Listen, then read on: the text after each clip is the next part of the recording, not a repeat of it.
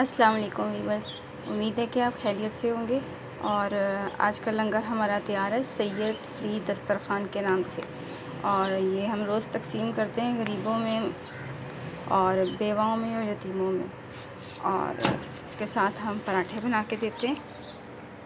पराठे बनने स्टार्ट हो गए हैं और माश की दाल है आज के लंगर में। और इसको ज़्यादा से ज़्यादा लाइक करें, शेयर करें, सब्सक्राइब करें ताकि हम इस लंगर को बढ़ाएं। और हम दुआ वो हैं उन लोगों के लिए जो इस लंगर में हमारे साथ शामिल हैं। अल्लाह उनकी दुआओं को कबूल फरमाए और उनका इसका अजर दे। और आज के लंगर की तैयारी करते हैं और आप हमारे साथ शामिल हो इंशाल्लाह। जी बस ये लंगर अब हमारा जाने के लिए तैयार है और ये मुख्तलिफ लोगों के घरों में तकसीम किया जाता है। और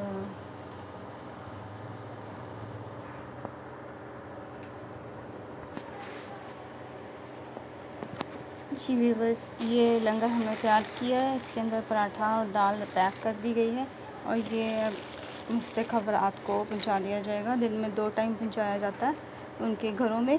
और अल्हम्दुलिल्लाह अल्लाह की मेहरबानी से अल्लाह की रज़ा के लिए। और हमारे लिए दुआ गो। अल्लाह हाफ़िज़। आमना अशरफ इजाज़त चाहती है। अल्लाह हाफ़िज़।